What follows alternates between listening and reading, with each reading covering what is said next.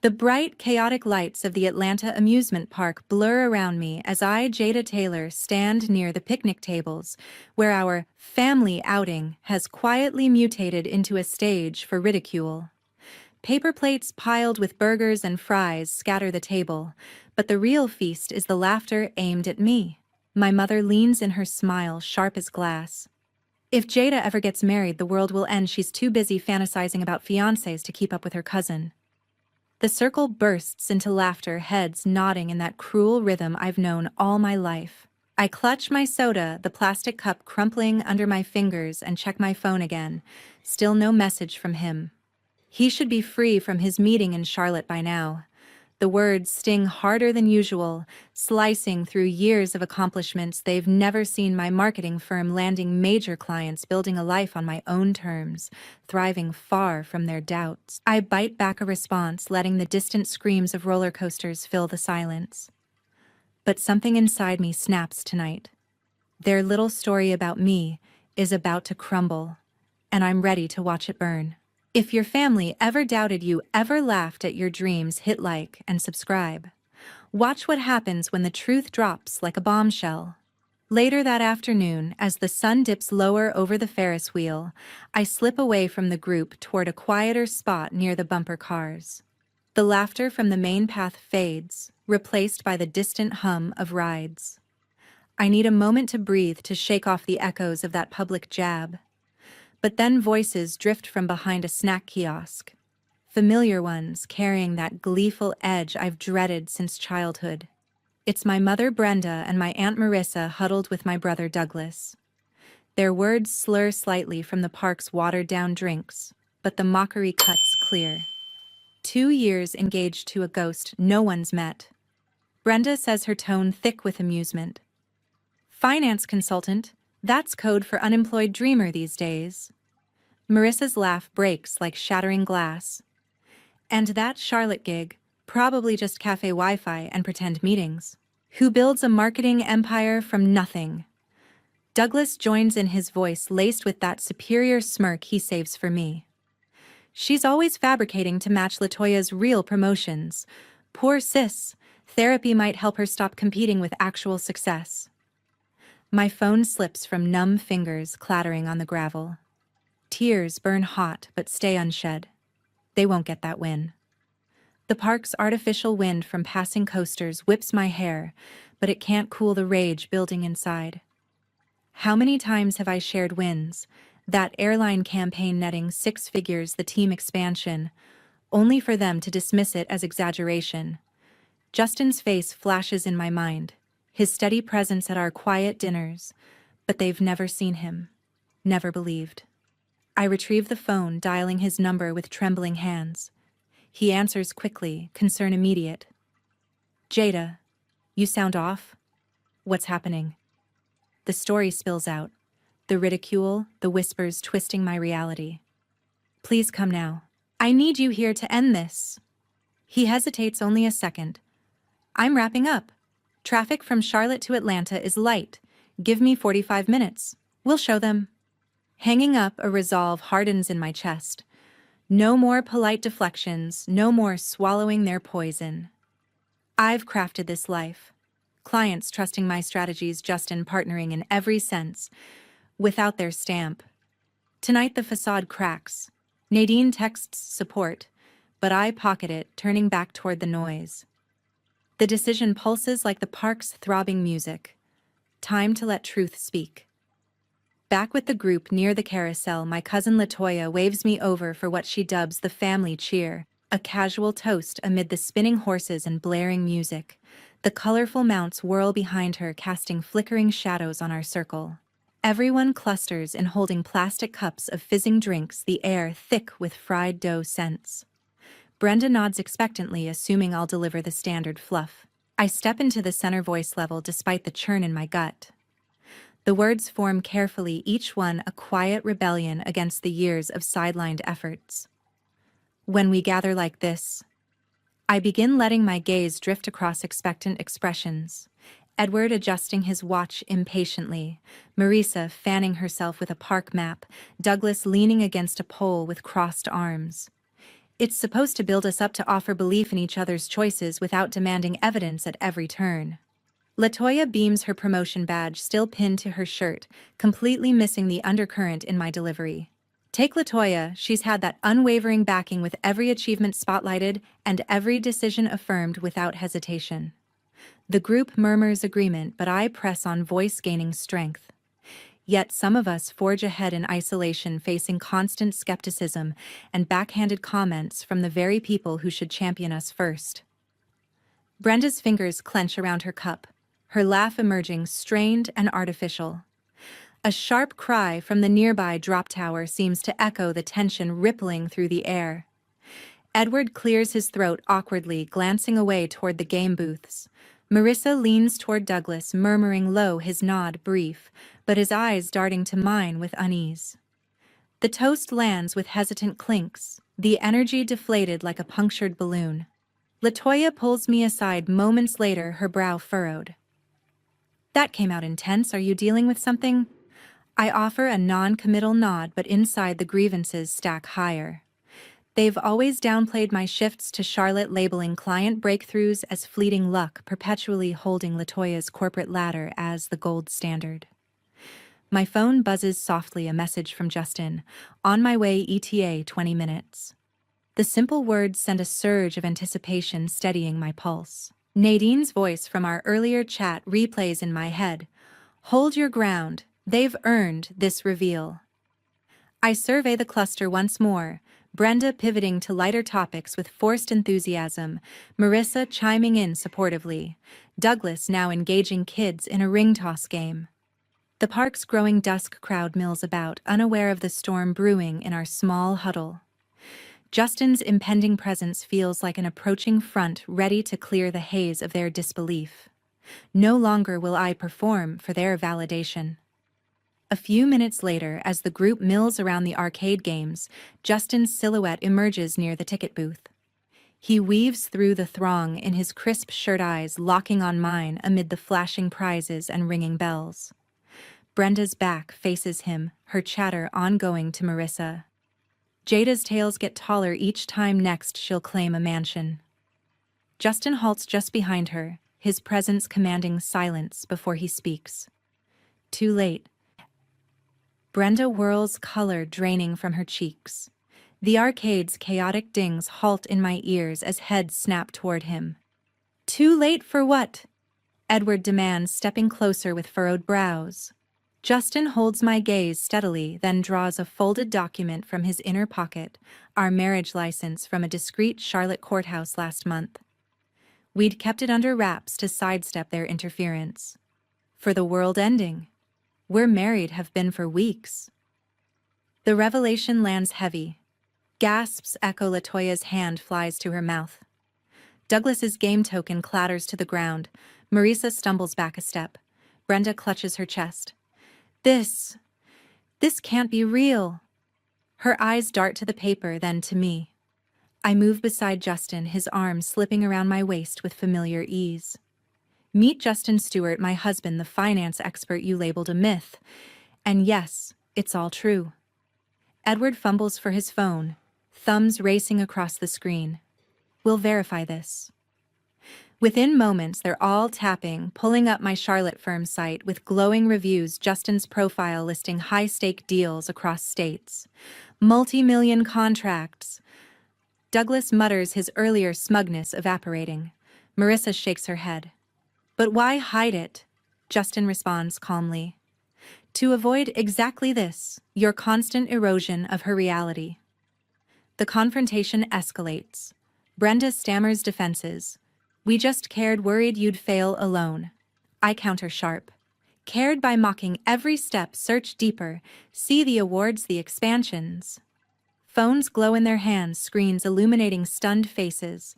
Latoya whispers to Douglas, this changes everything. He nods mutely, scrolling through client endorsements that dwarf their dismissals. My device buzzes Nadine's call. I answer briefly. You're live on this, she asks. Absolutely, back me up. She texts rapid encouragement. Tell them about the recent merger win. I relay it aloud, watching their skepticism crack further. The park's evening bustle continues, oblivious families claiming prizes, kids darting between machines. But our spot feels isolated, the air charged with unraveling lies. Justin squeezes my hand, grounding me as their online digs confirm what they've long ignored. No apologies surface yet, just shifting feet and averted eyes. The shift is palpable, their narrative crumbling under digital proof. The next week, my phone buzzes incessantly with calls from Atlanta. Brenda's voicemails pile up, her tone wavering between regret and deflection. "Jada, that park mix-up, we didn't mean it like that." Edward sends clipped texts about discussing family matters. Douglas even chimes in with a half-hearted suggestion for lunch. LaToya stays quiet, but Marissa forwards a group message urging reconciliation. It's all too little too late, their surface remorse rings hollow after years of erosion. I let most go unanswered, channeling energy into work instead. My Charlotte office hums with morning activity, keyboards clacking, screens glowing with campaign mocks. Antonio stops by my desk with a fresh report. The telecom pitch sealed another $250,000 in the bag. His enthusiasm bolsters me as I craft the invitation email. "Come see the reality you've questioned. Make the drive up. It's time." They arrive mid-morning, pulling into the parking lot in Edward's sedan. Brenda smooths her blouse, stepping out. Edward straightens his collar. Marisa trails with a forced smile, Douglas slouching behind LaToya, bringing up the rear, looking subdued. "Impressive building," Edward comments, eyeing the modern facade. I greet them coolly, leading inside through the glass doors. The lobby's sleek design, minimalist art, buzzing reception sets the tone. "Welcome to where I turn ideas into revenue," I say, gesturing broadly. The tour begins in the main workspace, desks arranged in collaborative pods, team members huddled over digital boards. This is our strategy hub where we brainstorm for clients like major airlines and tech firms. Antonio approaches, extending a hand. "You must be Jada's family, heard a lot. I'm Antonio Reed, lead on operations. Her vision doubled our portfolio last year." He chats briefly about a recent win, his pride evident. Brenda nods politely, but her eyes scan skeptically. "All this from marketing seems elaborate." We move to the conference room, walls lined with award plaques and client logos. Team members wave, diverse faces from various backgrounds, accents mixing in casual greetings. "Meet the crew that executes the campaigns you called hobbies," I explain. Edward peers at a screen displaying metrics. Solid numbers, but sustainable long-term. Douglas snorts softly. "Looks flashy, probably propped up by luck." Marissa echoes faintly. "We always wondered about the details." LaToya hangs back, murmuring, "It's bigger than I pictured." Their comments sting, but I press on, showing the break room where ideas spark over coffee. Justin texts support, "Show them everything." As the visit winds down, Brenda attempts warmth. "We're proud, really just surprised." But Douglas's parting quip lingers. "Hope it lasts beyond the hype." They depart with awkward hugs, the air unresolved. Back at my station, Antonio raises an eyebrow. "Tough crowd," I nod. "Always have been." Fan 6. Joe Die 550. 2. In the conference room, as they settle into chairs overlooking Charlotte's bustling streets, I cue up the audio on my laptop. The playback starts crisp, Brenda's voice from the park slicing through. "If Jada ever gets married, the world will end." Marissa's accompanying snicker follows, then Douglas's barb about my fake career.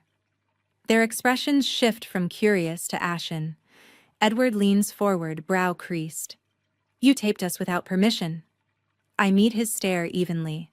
"Permission. After dismissing my every milestone for a decade, this is what you've sounded like behind closed doors." Brenda fidgets with her necklace. It was harmless talk, family venting. But her defensiveness cracks under the weight of her own words replaying. Marisa interjects weakly. "We didn't intend harm, just concern for your choices." Douglas crosses his arms, muttering, "Exaggerating as usual." I pause, the recording voice steady. Concern you ridiculed my client wins as delusions my marriage as a joke. Why the constant tear down? The question hangs prompting uneasy glances. Edward sighs, first rubbing his temples. Fine truth is I projected my own mess. Lost a partnership early on, buried it deep. Pushed you hard to avoid my pitfalls. Douglas shifts uncomfortably, then admits. Same here, bombed my first venture after college, hid the debt from everyone. Figured you'd flop too if unchecked. Latoya's eyes widen slightly, but she remains wordless, fingers tracing patterns on the table. Marissa opens her mouth, then closes it, opting for silence as the revelations sink in.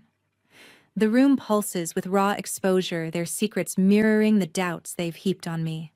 Brenda reaches across. We meant to protect you. I pull away. Protect by eroding my confidence. Those concerns nearly broke me.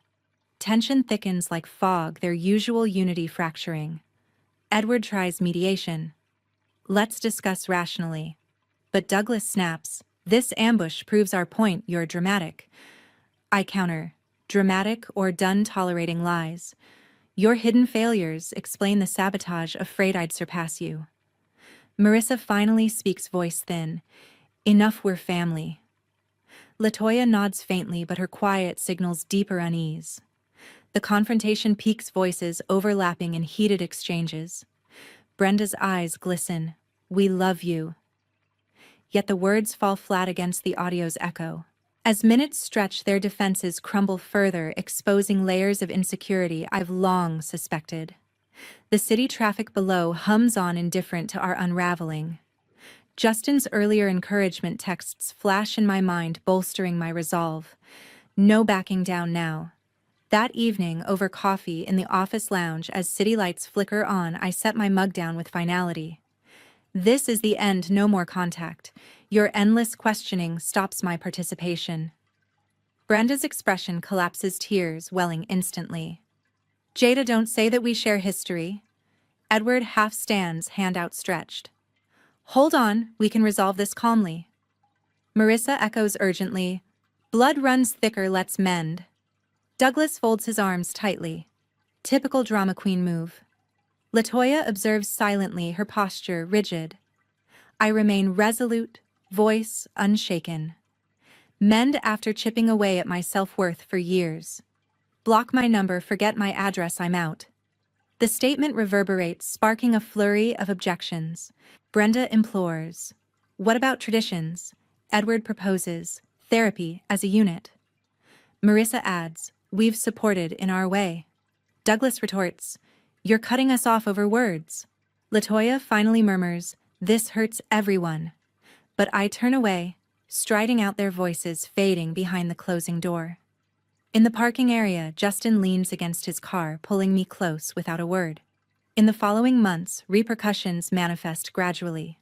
Brenda's role in her Atlanta Community League diminishes, the circulated park clip via email chains brands her as judgmental.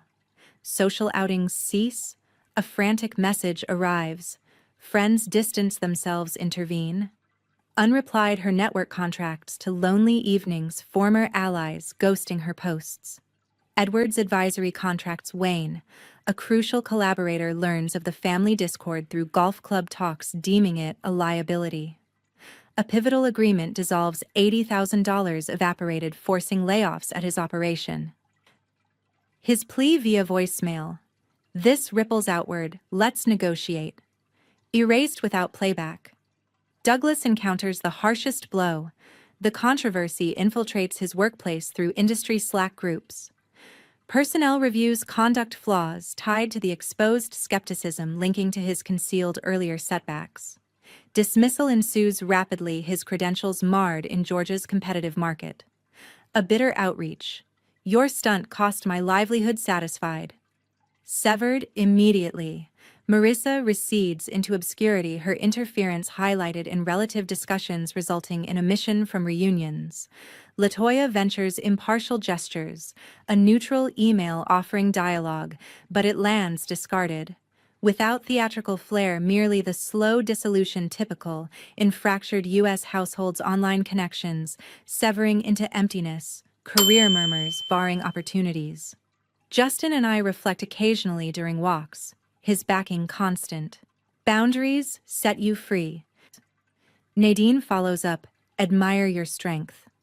The burden eases step by step, my agency flourishing absent their influence. Clients multiply strategies, sharpen life advances unhindered. Months later, in our southern mansion in North Carolina, sunlight filters through the tall windows as Justin sets breakfast on the veranda. The sprawling estate overlooks rolling hills, a far cry from Atlanta's crowded parks. Birds chirp in the oaks, and the quiet feels like freedom. My marketing agency humming remotely, campaigns rolling out without interruption. Antonio handles daily ops, seamlessly freeing me for bigger visions. Justin glances up from his laptop, finance reports scattered. Another win closed? I nod, smiling. Telecom extension doubled the budget. He pulls me close. See thriving on your terms. Reflection comes easy here, away from the noise. Their approval once loomed like a checkpoint, but severing ties revealed its illusion. No holiday cards arrive unanswered. No guilt tugs at decisions. Brenda's isolation, Edward's losses, Douglas's downfall. Their echoes now, consequences of their own making. Cutting them loose wasn't vengeance, but liberation, space to breathe without constant erosion. The lesson crystallizes clear. Trusting yourself outshines external validation, especially when it poisons. Doubt from kin inflicts lasting scars, often boomeranging as irreversible rifts. In American lives, toxic bonds fray families' daily minds, no exception. The value self-reliance breeds true freedom, unburdened growth.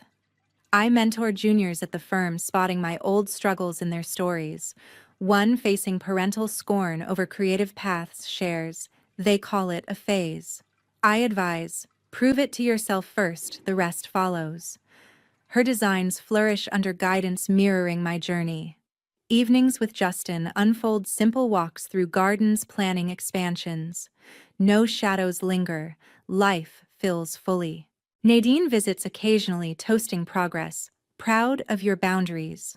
The mansion stands as testament built from successes they denied. No regrets surface, only forward momentum. Their world contracted without me, but mine expanded boundless.